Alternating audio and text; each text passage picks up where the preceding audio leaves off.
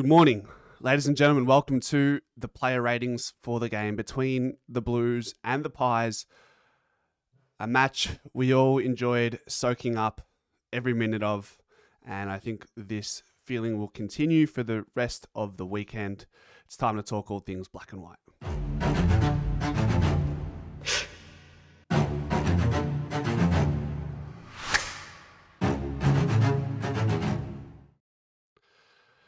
It was as comprehensive as we could have hoped for from a side like Collingwood that don't typically put the nail in the coffin against some teams. Definitely more so this year.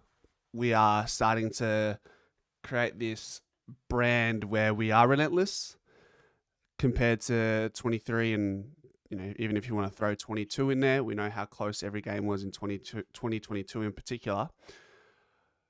So we will talk about some really good player performances, and I think off the top we have to acknowledge the game that Darcy Moore had. Look, he's prone. We all know he's prone to some clumsy mistakes, but there's no hiding and no denying that the game we saw from Darcy Moore last night was a game from 2023.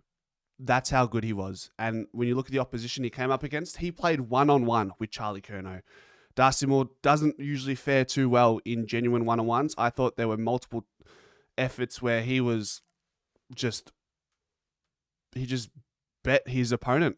He beat his opponent one-on-one, and that was Charlie Curnow most of the time. And Curnow at his best, and we know he's not there at the moment, but at his best, he's the best dominant forward in the league. And Curnow has had Darcy Moore's number in the years gone by. Curnow loves playing against the Pies. It's usually Billy Frampton's assignment to play a big role on Charlie Curnow and Mackay, but Darcy Moore knuckled down and did the job. 13 touches, 3 contested marks, 4 intercept marks, and 10 intercept possessions, which was a game high. He's back to his rebounding himself, and outside of a couple games this year where he's been a little bit down, he's, pretty much back to where we need him to be if we want to be a premiership fancy, which we are, but especially without Billy Frampton at the moment, we just don't know where that's going to land with his injury status.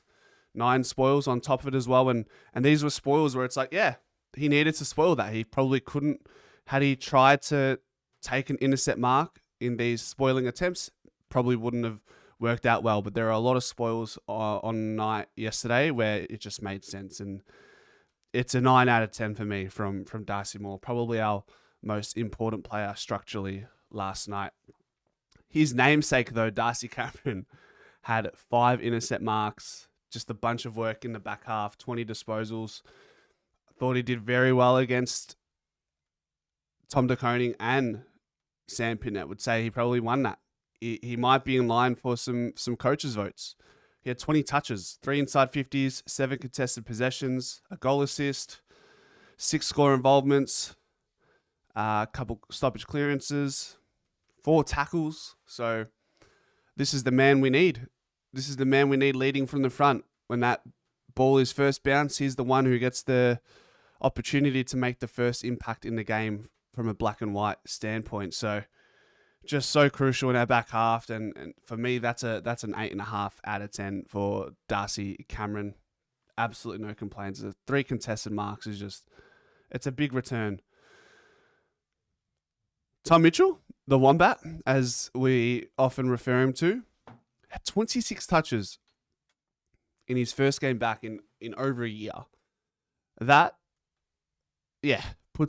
pretty much puts any doubts to rest almost immediately. After that first quarter, I think he had like 9 touches. So even after the first quarter, yep, sweet. Yeah, he's a Brownlow medalist. He is taking off where he left everything last year.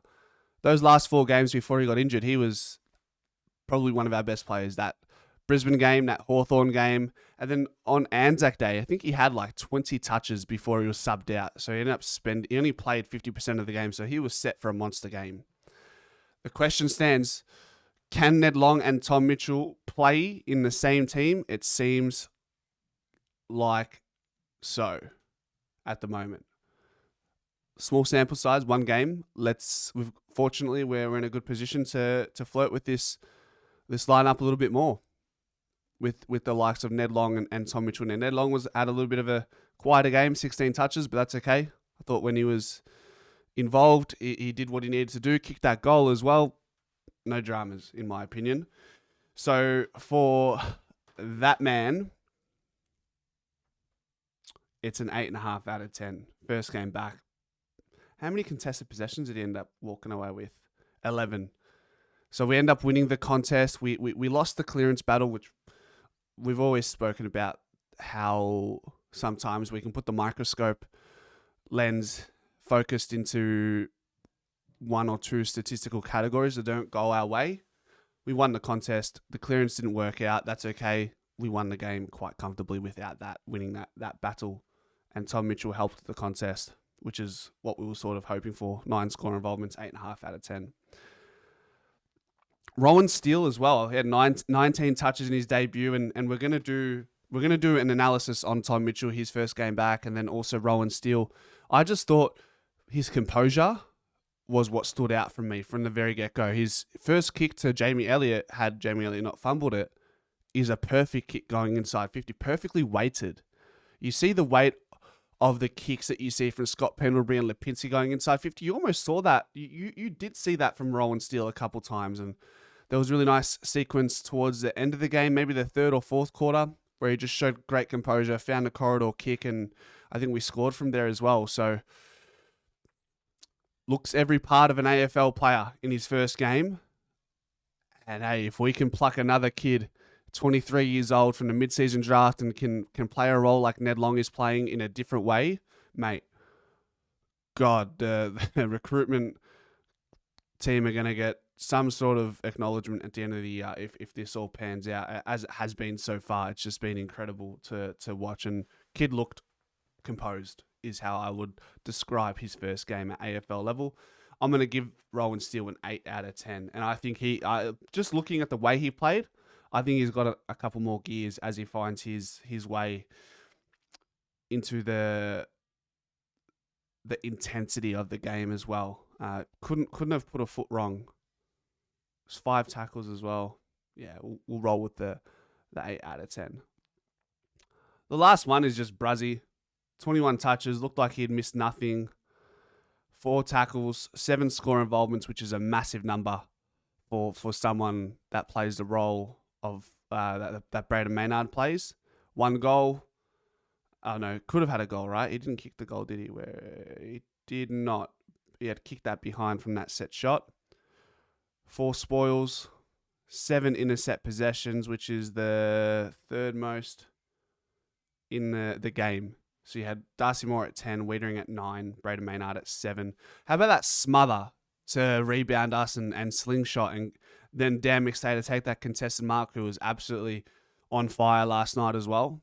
That was clearly that's everyone's favourite moment from the game, that whole passage of play. Braden Maynard, first game back, playing like an All-Australian. I'm going to give him a 8.5 out of 10, because I think the stats don't do his game justice. He was almost perfect last night. He had so many moments. It was just, it was good to see Brazzy back, and you could tell he was hungry, yearning just to get back and have an impact and hurt players and hurt them with the ball, without the ball, crunch them. That's what he did. Ladies and gentlemen, that is the player ratings. Let me know if you agree with the ratings in the comment section. And as always, go Pies.